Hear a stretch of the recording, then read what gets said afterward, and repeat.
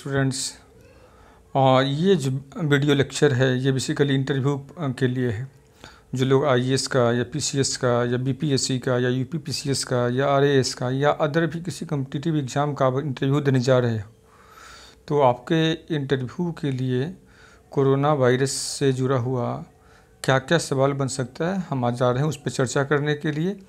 ये वीडियो काफ़ी कम्प्रिहेंसिव होने वाला है और मैं मानता हूँ ये जो कोरोना संकट है इसमें ऑलमोस्ट जहाँ भी जो भी इंटरव्यू चल रहा है या जो आप लोग का इंटरव्यू आएगा उसमें इससे कुछ कोई ना कोई सवाल पूछेगा, चाहे आपका बैकग्राउंड साइंस हो या आपका बैकग्राउंड आर्ट्स हो, या ये एडमिनिस्ट्रेशन से जुड़ करके पूछे या इसके प्रबंधन से जुड़ करके पूछे, या इससे आप चूँकि अधिकारी बनने वाले हो तो आपको कैसे ऐसे पैंडेमिक कंडीशन में कैसे मैनेज करना है चीज़ों को, तो तमाम बातें हम लोग पूरे वीडियो में देखेंगे। अच्छा, वीडियो को स्टार्ट करने से पहले एक बात और बताना चाह रहा हूँ आप लोगों को। इसमें ऑलमोस्ट मैंने कहा कि 50 से ज़्यादा क्वेश्चन और उसके आंसर हैं। आपके क्वेश्चंस में हमने एक चूँकि फुल कम्प्रिहेंसिव कवरेज किया है तो छोटे मोटे सवाल भी हैं और टिपिकल जो क्वेश्चन होते हैं वो भी क्वेश्चंस हैं। ठीक है, तो चलते हैं हम लोग इस वीडियो को देखते हैं। चलो, पहला हम लोग का स्लाइड है। सबसे पहले सवाल, जैसे जब जाते हो इंटरव्यू में, ठीक है, तो आपसे पहला सवाल पूछता है कि भाई कोरोना जो वायरस है इसका नाम कोरोना क्यों है? हो सकता है आपका, ठीक है, तो कोरोना वायरस का नामकरण कोरोना क्यों है? तो इस पे जैसे आप कोरोना वायरस का आप जितने भी नेट वगैरह पे जब जाते हो तो जो इमेज देखते हो तो क्या देखते हो, उसका जो बाहरी जो सरफेस होता है उस पर कई सारे बैडमिंटन के रैकेट के जैसा उस पर स्ट्रक्चर निकला हुआ होता है। ठीक है, और वो स्ट्रक्चर को हम लोग बोलते हैं प्रोट्रूजन्स। प्रोट्रूजन्स का मतलब हुआ बैडमिंटन के रैकेट नुमा संरचना बाहर में निकला हुआ, मतलब ब्रांचेज निकले हुए होते हैं। ठीक है, कई लोगों ने इस ब्रांचेस को सूर्य के कोरोना से जुड़ कर देखा है, पर टेक्निकली ये जैसे राजा का कोई मुकुट होता है और मुकुट के ऊपर, ठीक है ना, जिस तरह का शाखा निकला हुआ होता है तो उसी, ठीक है ना, मुकुट को हम लोग इंग्लिश में क्या बोलते हैं, क्राउन, और उस क्राउन के नाम पर इसका नाम रखा गया कोरोना वायरस। क्योंकि ये दिखता कैसा है, राजा के मुकुट के जैसा, इसलिए नाम इसका कोरोना वायरस। ठीक है, अब सवाल दूसरा है कि कोरोना वायरस क्या ये नया है या पहले से भी था? एक्चुअली कोरोना वायरस एक पूरा परिवार है। इस परिवार में कई सारे वायरस हैं, उसमें से हम लोग जो जा रहे हैं चर्चा करने आज इस स्लाइड के माध्यम से, तो वह है कोविड-19। ठीक है, जो अभी है, जो वर्तमान में जो पैंडेमिक कंडीशन में जो फैला हुआ है, हम लोग उस पर बात करने वाले हैं। ठीक है, तो आपसे पूछ सकता है कभी कभार कि कोरोना वायरस ये कोई नया वायरस है या पुराना वायरस है या उससे किस प्रकार से अलग है, तो उसको एक सवाल का उत्तर देते तो उस पर ठीक दूसरा सवाल होता है। तो आपका जो आंसर होना चाहिए बड़ा परफेक्ट होना चाहिए। ठीक है, कोई पूछे कोरोना वायरस क्या है, तो कोरोना वायरस या इसका नामकरण कैसे किया गया, तो स्ट्रेट फॉरवर्ड हो, इसका जो आकार है राजा के मुकुट के जैसा दिखता है, इसलिए इसका नाम कोरोना वायरस है।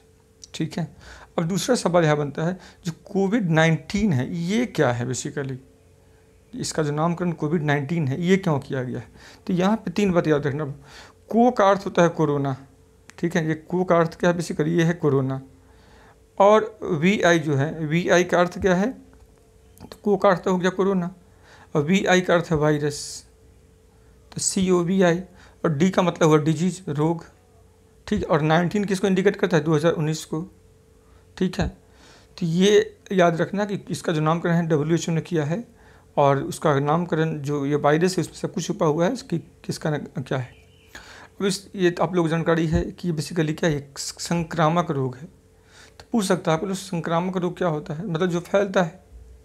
ठीक है, अब फैलता है, अगर मानव टू मानव फैलता है तो संक्रामक है, मानव टू जानवर फैलता है तो संक्रामक है, तो दोनों कंडीशन में क्या है, संक्रामक है। ठीक है, जो किसी एक व्यक्ति से दूसरे व्यक्ति में किसी भी माध्यम से फैलता अगर है तो उसको क्या कहते हैं, संक्रामक रोग कहते हैं।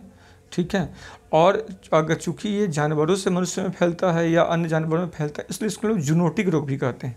ठीक है, अब इसका जो आउटब्रस्ट हुआ था ये एक्चुअल में जो चीन का जो हुबेई प्रांत है, तो हुबेई प्रांत में बेसिकली सबसे पहले 2019 दिसंबर में ये प्रकट हुआ था वुहान में, और वहाँ पे से ग्रेजुअली क्या हुआ, ये फैलते चला गया और आज पूरी दुनिया में तबाही मचाए हुए ये।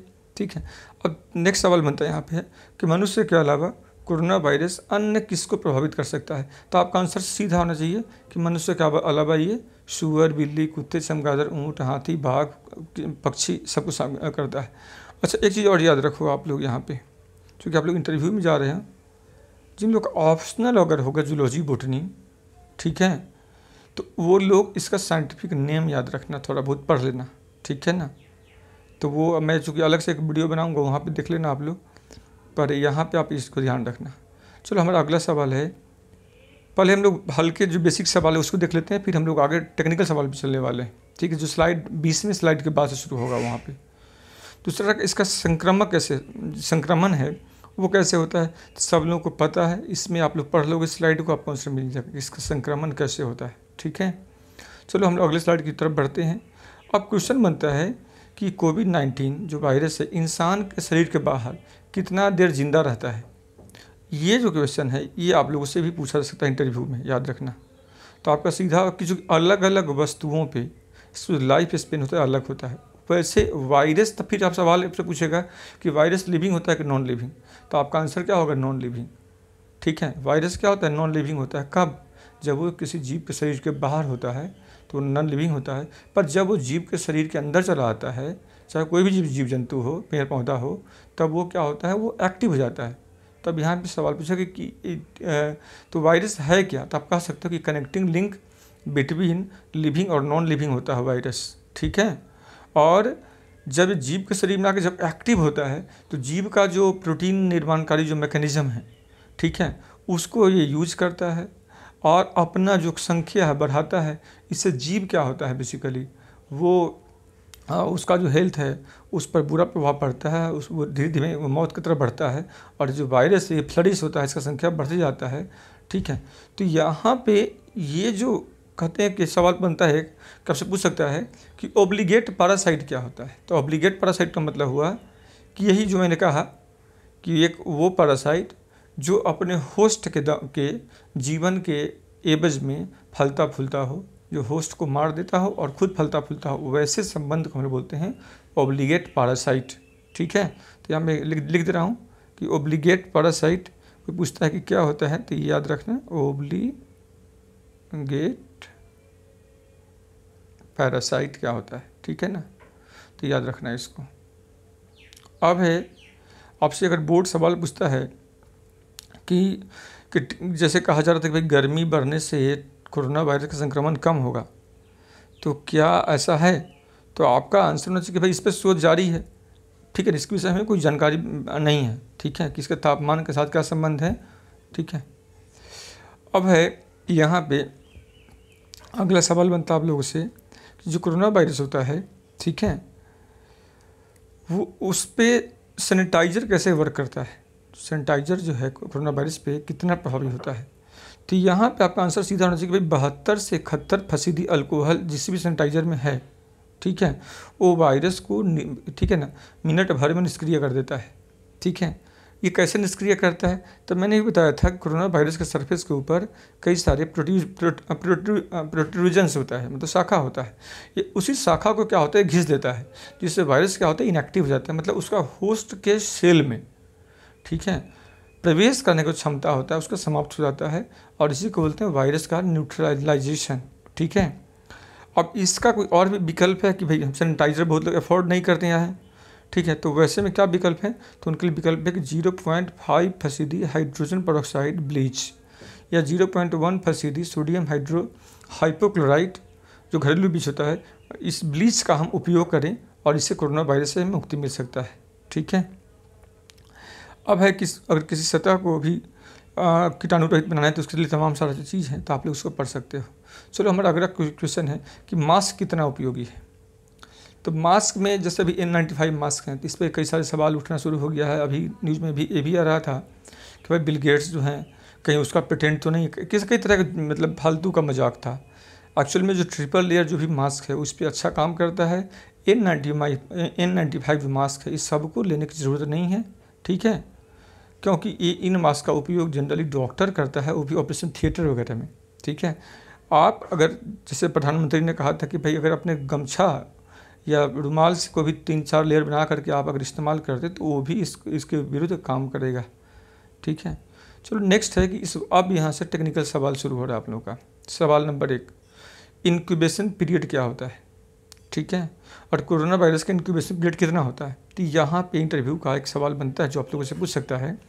तो आप याद रखना कि इंक्यूबेशन पीरियड का मतलब होता है जब वायरस आपके शरीर में जिस दिन प्रवेश करता है और जब पहला लक्षण प्रकट होता है। जैसे कोई वायरस प्रवेश किया, आपको पता नहीं, आप नॉर्मल हो, लेकिन जब पहला लक्षण प्रकट हुआ तो प्रवेश के दिन से लेकर के पहला लक्षण प्रकट होने के बीच का जो दिन है उस अवधि को हम लोग बोलते हैं इंक्यूबेशन पीरियड। और कोरोना वायरस केस में ये जो पीरियड होता है 5 से 14 दिन के बीच होता है, ठीक है। तो इसको आप लोग याद रखना है। अब है कोरोना जो कोविड-19 है, इसे संक्रमित होने का खतरा सबसे ज़्यादा किसको है। तो एक 3 है यहाँ पे, मैंने कहा कि बीमार कोई वयस्क हैं, ठीक है। बीमार वयस्क का मतलब होता है कोमॉर्बिड पेशेंट, ठीक है। दूसरा 10 साल से छोटे जो बच्चे हैं, या वह व्यक्ति जिसका रोग प्रतिरोधक क्षमता कम है, मतलब पहले, ठीक है, जिसमें जो टी सेल या जो बी सेल है वो सेल नहीं है या उसका मात्रा कम है, ठीक है। कई लोगों को क्या होता है ना, ऑटो इम्यून डिसऑर्डर का शिकार होता है, मतलब उसका इम्यून सिस्टम बाय बर्थ क्या होता है, कमज़ोर होता है, ठीक है। तो वो लोग भी इसके प्रति चपेट में आ सकते हैं, ठीक है। या जो लोग मान लो अस्थमा का पेशेंट है या डायबिटीज़ का है या हृदय रोगी का पेशेंट है, ठीक है, या तो इन लोगों को भी इसका खतरा होने का चांस क्या होता है, ज़्यादा होता है, ठीक है। अब एक सवाल यहाँ पे ये भी पूछ सकता है कि भाई जो कोरोना जो वायरस है ये डीएनए वायरस है कि आरएनए वायरस है। तो याद रखना ये कौन सा वायरस है, ये आरएनए वायरस है, ठीक है। आगे हम लोग बात इस पर और करेंगे। अब है कोरोना वायरस का लक्षण क्या है और कैसे कर सकते हैं इससे बचाव। तो आप लोग पढ़ चुके हो, आप लोग कई जगह देखे भी होंगे कि भाई सूखी खांसी है, बुखार है, खाने में स्वाद का पता नहीं चल रहा है, कुछ की गंध नहीं आ रहा है, तो ये सब तो हम लक्षण है। इसको यहाँ पे डिटेल में पढ़ लोगे आप लोग, ठीक है। अब है नेक्स्ट हमारा जो सवाल है, कब हो, मतलब कोरोना किसी को हो गया है तो कब उसे अस्पताल में भर्ती होने की ज़रूरत होती है और भर्ती होने से पहले हम लोग क्या कर सकते हैं। तो कहते हैं जिन लोगों को कोरोना वायरस है का संक्रमण है तो पहले तो उसको कम्फर्टली उसको आराम करना चाहिए, और ज़रूरत हो तो उसको पैरासीटामोल दे दो आप, ठीक है, ताकि अगर कहीं कुछ दर्द है, सर दर्द, तो उसे ठीक हो जाएगा, हल्का फुल्का बुखार तो ठीक हो जाएगा, ठीक है। अगर उसे उसके बावजूद सांस लेने में दिक्कत होता है, ठीक है, तो वैसे स्थिति में उसका जो जाँच होगा, ठीक है, और अगर लगता है कि नहीं संक्रमण और बढ़ते ही जा रहा है और उसे ऑक्सीजन या वेंटिलेटर की ज़रूरत है, तब उसे हॉस्पिटल में भर्ती कराना होगा और ये तय करेगा डॉक्टर। और मान लो अस्पताल में भर्ती करवाते हैं तो वैसे पेशेंट जो सीरियस उनको कहाँ रखा जाता है, तो उनके लिए 2 व्यवस्था है। एक तो आईसीयू, ठीक है। तो आईसीयू का फुल फॉर्म क्या होता है पूछ सकते हैं आप लोगों से, इंटेंसिव केयर यूनिट, आप लोग जानते भी हो पर तभी भी मैं बताने का काम कर रहा हूँ, ठीक है ना। अब है कि ये जो वायरस है इसमें ऑक्सीजन जो अक्सर देखोगे सांस फूलने से भी, बिहार के बेतिया में दिखा रहा था कि कोई व्यक्ति जो है सांस फूलने से परेशान हो रहा है, रात में वो अपने घर वालों को बताया या फेसबुक पे वीडियो बना के पोस्ट कर दिया और कल सुबह में उनका डेथ हो गया। तो बेसिकली ऐसा क्या है कि भाई, तो पहले के बाद आईसीयू में रखते हैं, उनको ऑक्सीजन दिया जाता है। दूसरा होता है कि भाई जो वेंटिलेटर है जिसमें हम लोग रख करके जो फेफड़े तक सीधा जो ऑक्सीजन पहुंचाने का काम होता है, तो ये सब काम अस्पताल में होता है यहाँ पे। नेक्स्ट है कोरोना कितना घातक है, मतलब ये जो कोरोना है ये कितना ज़्यादा घातक है, तो ये सवाल यहाँ बनता है। तो इससे पहले जैसे मान लो पढ़ोगे स्पेनिश फ्लू, या जब शुरू में जब पोलियो ही आया था, या ठीक है ना, और भी कई जो रोग आया है, या अभी जैसे सुने होगा जीका है या इबोला वायरस है, तो इसके तुलना में कोरोना का जो फैटिलिटी है, मतलब इससे जो डेथ रेट है वो इसका मात्र 1 से 2% है, यही कहा गया है, ठीक है। और यही चीज़ WHO ने अपना जो आंकड़ा दिया है, तो क्या इसमें बहुत ज़्यादा डरने के नहीं, इसलिए आप देखते हो रिकवरी जो रेट है वो काफ़ी ज़्यादा है, ठीक है। कोरोना में जो मौत होता है उस मौत और उसके पूर्व के लक्षण क्या होते हैं, हम उस पर भी बात करेंगे इसमें, ठीक है ना। चलो, अगर किसी व्यक्ति को मान लो कोरोना का माइल्ड लक्षण है, एक तो होता है कोरोना में 2 कंडीशन बनता है, एक होता है एसिम्प्टोमेटिक, मतलब वायरस आपके शरीर में मौजूद है पर लक्षण नहीं है। दूसरा होता है सिम्प्टोमेटिक में वायरस भी है और लक्षण भी है, और लक्षण में होता है कि भाई लक्षण माइल्ड है कि लक्षण सीवियर है। माइल्ड का मतलब हुआ लक्षण बहुत मामूली है, और वैसे स्थिति में हम उनके लिए क्या स्टेप देते हैं, तो कहते जिन लोगों को अगर माइल्ड लक्षण है, ठीक है, उसे घर में आइसोलेट कर लेना चाहिए। तो फिर आइसोलेट करना का मतलब क्या हुआ, उसमें क्या क्या आइसोलेशन के क्या क्या मतलब चीज़ों को अपनाना चाहिए, और किन लोगों से या चीज़ों से कितना दूरी मेंटेन करना चाहिए।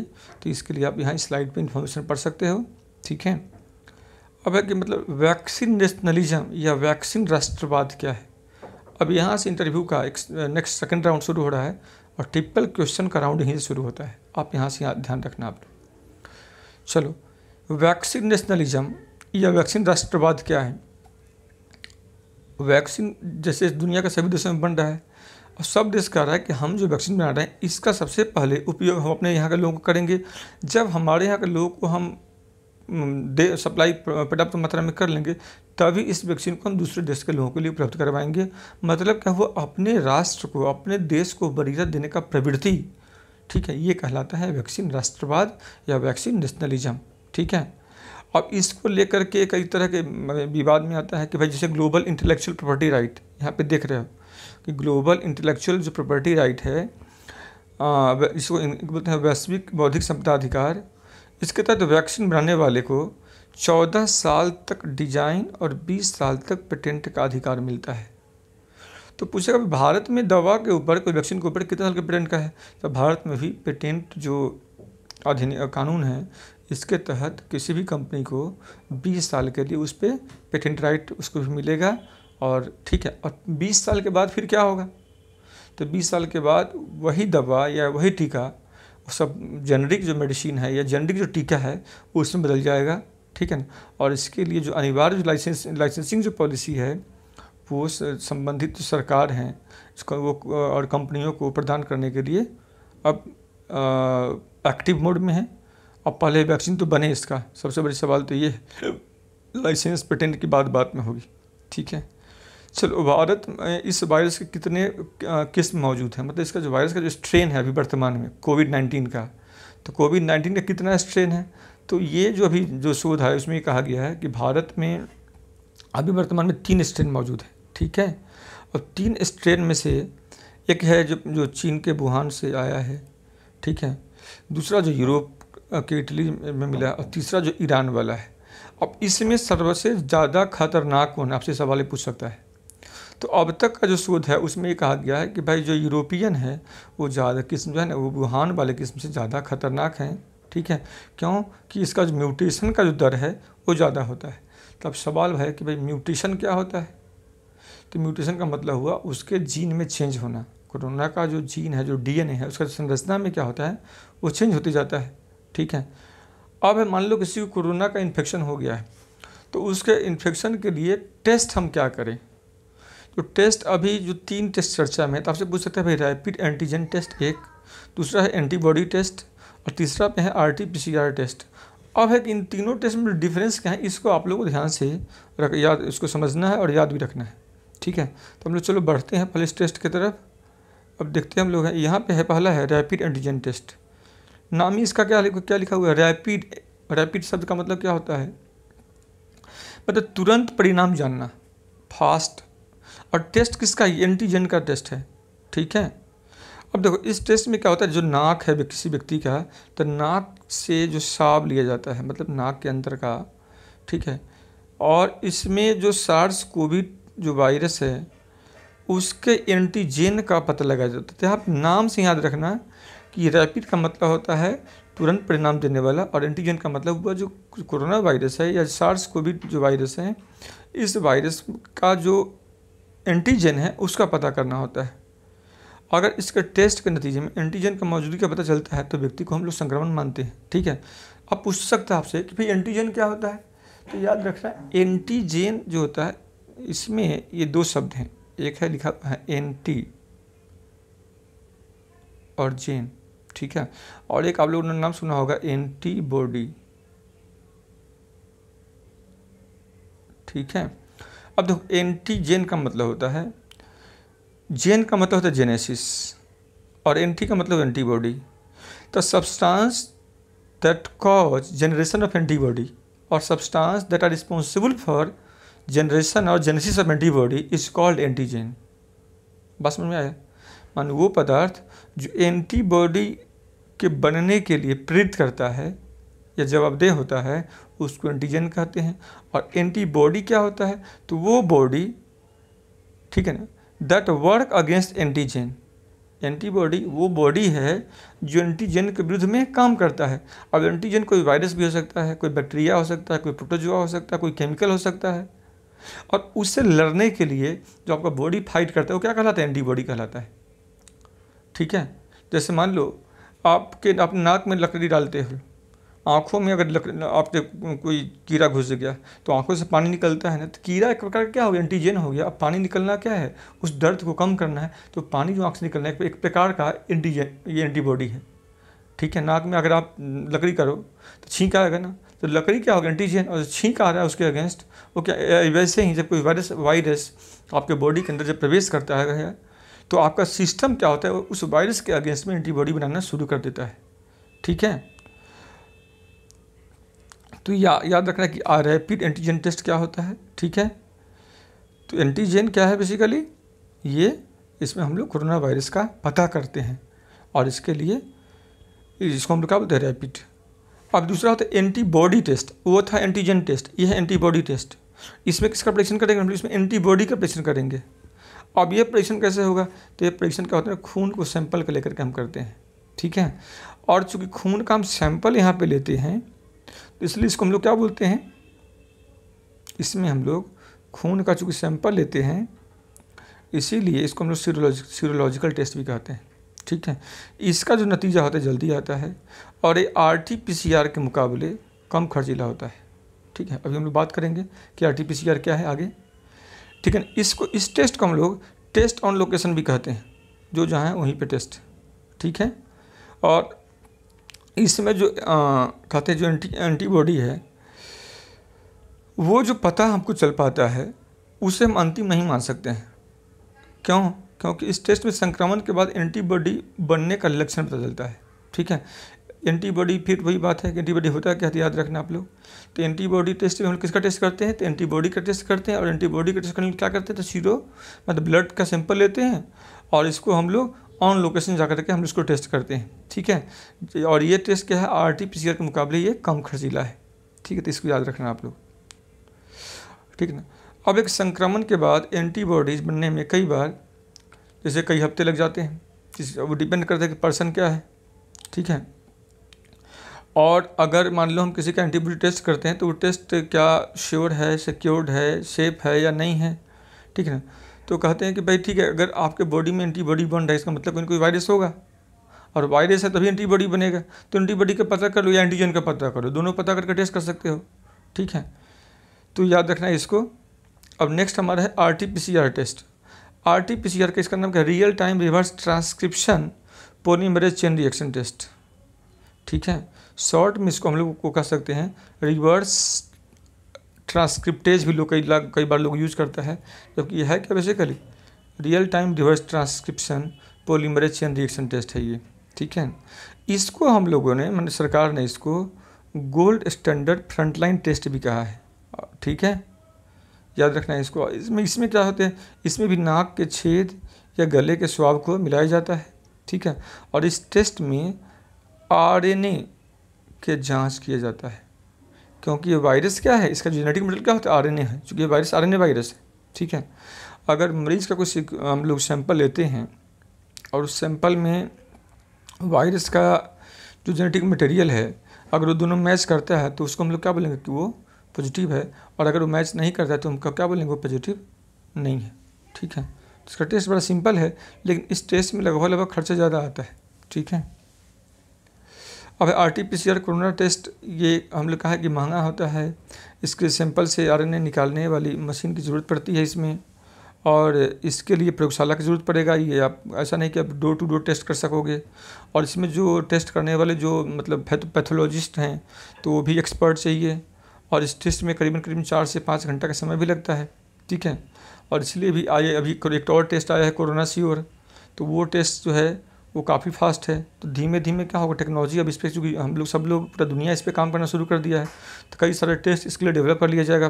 तो ठीक है ना, अब इसका जो कहते हैं कोरोना टेस्ट में इन तीनों में से सबसे विश्वसनीय टेस्ट कौन है?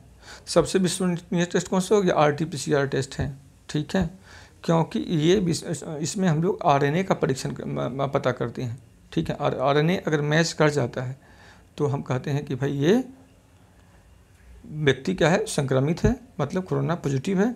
और अगर नहीं करता है तो व्यक्ति क्या है? कोरोना नेगेटिव है, उसके शरीर में वायरस मौजूद नहीं है, ठीक है। अगर टेस्ट पॉजिटिव है तो मतलब वायरस में मौजूद है, और नहीं है तो मतलब नहीं है। चलो नेक्स्ट एक और अभी हाल में एक है सीरो सर्वे। तो सीरो सर्वे क्या है? ठीक है, तो याद रखना है इसको आप लोग। सीरो का मतलब हुआ ब्लड, और ब्लड में एंटीबॉडी की मौजूदगी, इसी का पता करके दिल्ली में अभी 27 जून को एक टेस्ट किया, मतलब सर्वेक्षण किया गया। और इस सर्वेक्षण के जो आंकड़ा आया है वो काफ़ी डराने वाला आया है। उस आंकड़ा में ये हुआ कि दिल्ली का 1/4 जो लोग हैं वो ऑलरेडी कोरोना से संक्रमित है, मतलब कोरोना की लहर आकर के सबको संक्रमित बना करके जा चुका है। और अब जो व्यक्ति हैं, ठीक है, अब जो भी व्यक्ति है तो उसे अब डरने की ज़रूरत नहीं है, ठीक है, क्योंकि उसके बॉडी में ऑलरेडी कहीं ना कहीं से IgG जो है ये होते बेसिकली ये एंटीबॉडी है IgG, इसका नाम है इम्यूनोग्लोबुलिन, ठीक है। तो ये एंटीबॉडी का एक प्रकार है और इसका मौजूदगी देखा गया है और कहा कि भाई जिन जिन लोगों में संक्रमण हुआ उस समय ये एंटीबॉडी मौजूद है, इसका मतलब वो ऑलरेडी संक्रमित है, क्योंकि हाल फिलहाल उसके बॉडी में कोई ना कोई वायरस आया है। अब सीरोलॉजिकल टेस्ट में हम लोग कहते हैं कि ये करते कैसे हैं, तो करने का जो प्रक्रिया है वो आपसे नहीं पूछेगा। भाई ब्लड लेते हैं, अब ब्लड में क्या होता है ना, जो देखो RBC होता है, WBC होता है, और ये RBC WBC ब्लड में आप पढ़े होंगे कि WBC के 5 प्रकार होता है और RBC होता है, प्लेटलेट्स होता है। तो ये सब तैरते होता है कहाँ? प्लाज्मा में। तो अगर ब्लड में से RBC को अगर हटा देते हो तो शेष जो पदार्थ है वो क्या? सीरम कहलाता है, ठीक है। और सीरम में क्या होता है? मौजूद होता है एंटीबॉडी, मतलब प्लाज्मा में क्या होता है? एंटीबॉडी होता है। और यहाँ पे इस टेस्ट में इसी का हम लोग एंटीबॉडी का हम परीक्षण करते हैं यहाँ पे हैं, ठीक है। और हम पता करते हैं कि भाई अगर किसी के बॉडी में एंटीबॉडी बना है, इसका मतलब उसमें कहीं ना कहीं पहले से वायरस आया होगा। मतलब आपके बॉडी में कोई वायरस गया है तो कोई आपका बॉडी उस वायरस के अगेंस्ट एंटीबॉडी बनाया होगा, ठीक है। तो अगर हम आपका ब्लड ले लिया और आपके ब्लड में से हम RBC को हटा देते हैं तो शेष जो बच गया सीरम है, और सीरम में अगर एंटीबॉडी देखते हैं, उसका परसेंटेज देखते हैं कितना है, तो उस हिसाब से हम कर सकते हैं कि भाई आप अभी हाल फिलहाल किसी न किसी वायरस के संक्रमण से गुजरे हो। और अगर वो IgG है, इम्यूनोग्लोबुलिन, तो इसका मतलब आप क्या है ना, आपने कोरोना का कब से अब हाल फिलहाल संक्रमित हुए हो। ये ज़रूरी नहीं कि आप और भी किसी से हो सकते हो आप, और आप में ये एंटीबॉडी बने, पर चूँकि अभी हाल फिलहाल जो एक्सपोजर है कोरोना का, इसलिए आप कोरोना का ही के नाम कहेंगे। अब इसका जो रिपोर्ट, इसको आप लोग पढ़ सकते हो, और रिपोर्ट में बड़ा चिंताजनक बताया गया है। और इस तरह का जो इम्यूनिटी है जिसमें आपको अब इन्फेक्ट भी हुए और आप ठीक भी हो गए, इसी इम्यूनिटी को हम लोग बोलते हैं हर्ड इम्यूनिटी। तो आपसे सवाल एक पूछ सकता है कि भाई हर्ड इम्यूनिटी जो है ये क्या होता है, तो याद रखना कि हर्ड इम्यूनिटी क्या होता है, तो याद रखना है इसको, ठीक है। शेष बात अब स्लाइड से यहाँ पे आप पढ़ सकते हैं इसको। चलो नेक्स्ट है, एक है प्लाज्मा डोनेशन तकनीक। अब दिल्ली के जो स्वास्थ्य मंत्री हैं उसको कोरोना हो गया था, सत्येंद्र जैन को। तो उसके लिए क्या हुआ ना, ये अभी प्लाज्मा डोनेशन तकनीक इसको यूज़ किया गया। इसका जो इंडिया में जिसका स्टार्टिंग हुआ था वो केरला में हुआ था, वो सफल भी रहा था। उसके बाद दुनिया भर में मतलब इंडिया में अब ये भी प्रचलन में आ गया, जबकि इंडिया से पहले ये अमेरिका में और ब्रिटेन में और कई जगहों पे इसका शुरुआत हो चुका था। प्लाज्मा टेस्ट में होता क्या, मैंने भी कभी बताया था कि भाई हमारे ब्लड में क्या होता है ना, जैसे RBC है, WBC है और प्लाज्मा होता है। तो प्लाज्मा द्रव भाग है, RBC WBC क्या है? सेल भाग है, ये ठोस होता है। ये RBC WBC इस प्लाज्मा में तैरते होता है, और आपका जो एंटीबॉडी है इसी प्लाज्मा में पाई जाता है। जबकि एंटीजन कहाँ पे पाया जाता है? ये RBC के मेम्ब्रेन के ऊपर पाया जाता है। RBC सेल होता है, तो इस सेल के मेम्ब्रेन के ऊपर क्या पाया जाता है? एंटीजन। और RBC WBC ये दोनों सब कहाँ तैरते होता है? प्लाज्मा में तैरते होता है। और प्लाज्मा में क्या होता है? एंटीबॉडी होता है। तो मान लो कोई कोरोना वायरस पीड़ित हुआ, ठीक ना, कोरोना पॉजिटिव है, तो कोरोना के विरुद्ध उसका बॉडी एंटीबॉडी बना है। अब एंटीबॉडी बन के कहाँ पे रहेगा? तो एंटीबॉडी बन के रहेगा उसके प्लाज्मा में।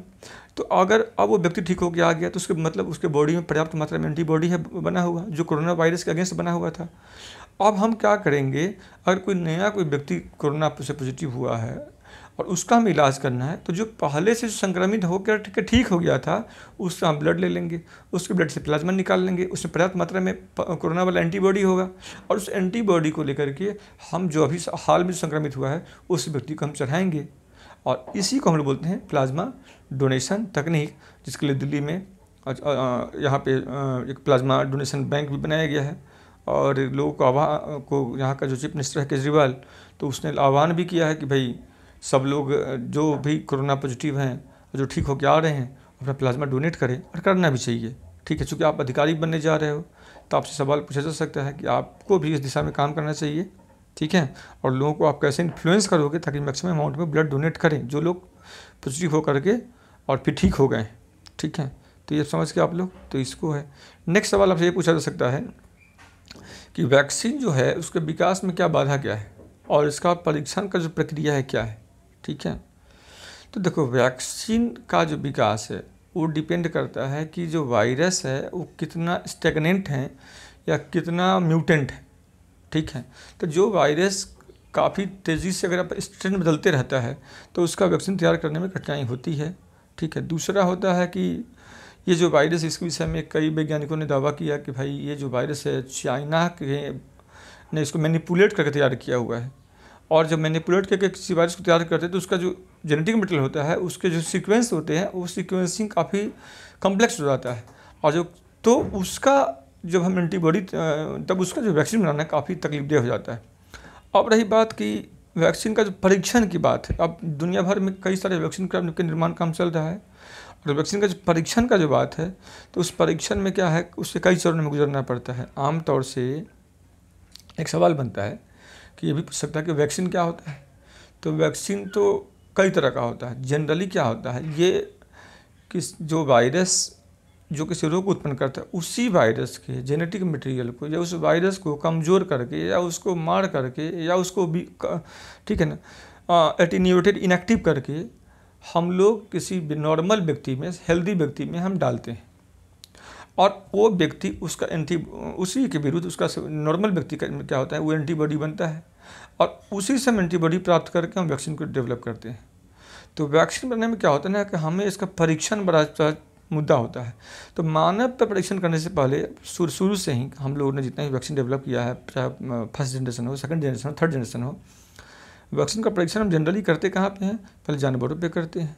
जानवर पे जब हो जाता है तो फिर इंसान पे उसका चरण शुरू होता है, और इंसान पे जो चरण होता है उसमें हम पहले चरण में छोटे जनसंख्या पे, फिर उसके बाद दूसरे चरण में हम एक बड़े जनसंख्या पे, और हम फिर उसका तीसरे चरण में हम उसका परीक्षण करते हैं। और जब हम एक पूरे समूह परीक्षण करके जब हम सिक्योर हो जाते हैं कि नहीं ये सारे परीक्षण क्या है सही हैं, तब जा कर के हम और ये प्रभावी रहा है, मतलब इफेक्टिव रहा है, ऑलमोस्ट उसका जो इफेक्टिविटी है 90% तक अगर है, तो फिर उसको गवर्नमेंट या जो भी संबंधित संस्थान है उसको मार्केट में लॉन्च करने का उसको परमिशन दे देता है। ठीक है, इंडिया में काम Indian council of medical research और DCI ये मिल करके करता है ये। ठीक है, कि कहाँ पे कब इसका ये परीक्षण के लिए मंजूरी देना है और कब इसको मार्केट में ले करके आना है। ठीक है, तो इसको एक बार आप लोग यहाँ पे स्लाइड को पढ़ सकते हो अपने हिसाब से। चलो अब नेक्स्ट आता है कोविड-19 वैक्सीन। इस दिशा में कहाँ पे क्या काम हो रहा है जरा इसको देखते हैं। अच्छा, एक दो स्लाइड में ऑलरेडी जो हम आप इसी जब जाओगे साइंसेज के यूट्यूब चैनल पे, तो वहाँ पे आप देखोगे कई सारे GS करंट अफेयर का बना हुआ है, उसमें कई सारे में कोरोना के अलग अलग वैक्सीन के विषय में काफ़ी अच्छा स्लाइड बना हुआ है, तो आप वहाँ से उसको देख सकते हो। अब है कि वैक्सीन पर हम लोग थोड़ा सा बात करते हैं जो करंटली चर्चा में है। पहला तो हम लोग देखते हैं कि भाई भारत का एक पहले आया था कोवैक्सीन, ठीक है, जिसको भारत बायोटेक और ये भारत बायोटेक ने बनाया हुआ था। और अभी हाल में जो कैडिला जाइडस है तो उसने एक वैक्सीन बनाया, उसका नाम है जाइकोव-D। ठीक है, और इसका जो परीक्षण है इसका भी मंजूरी दे दिया गया है।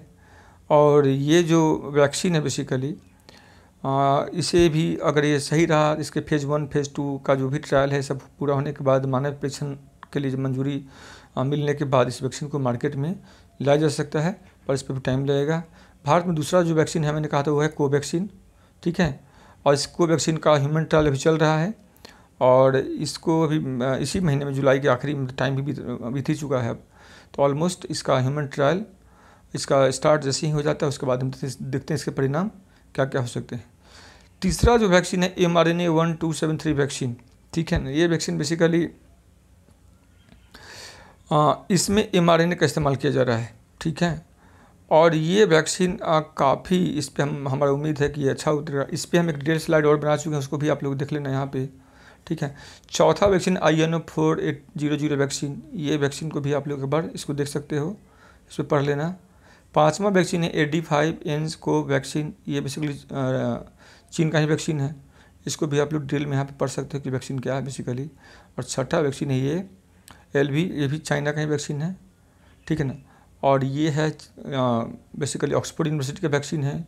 और जो पहला दिख रहे थे mRNA, ये बेसिकली अमेरिकी मॉडर्ना कंपनी है, तो मॉडर्ना कंपनी का वैक्सीन था वो, ये वाला, ठीक है। और ये सब शेष क्या है बेसिकली, ये भी अमेरिकी वैक्सीन ही है INO। तो 3 याद रखना, भारत का हो गया 2, एक हो गया कोवैक्सीन भारत का, दूसरा हो गया जाइकोव-D, 2 बड़ा कॉमन है ये, इसको याद रखना। अमेरिका का वैक्सीन में 3 याद रखना नाम, mRNA, ठीक है, दूसरा INO 4800, और तीसरा अमेरिका वाला वैक्सीन है ये, ठीक है ना। ये हो गया ब्रिटेन का, ठीक है ना। ये कौन, CHAdOX1 वैक्सीन, इस ब्रिटेन का हो गया। और बीच में यहाँ ये क्या है, ये LV और ये AD5, ये दोनों क्या है बेसिकली चीन का है। हालांकि चीन में 3 वैक्सीन तैयार हो, अभी तीन वैक्सीन पे काम चल रहा है, ठीक है।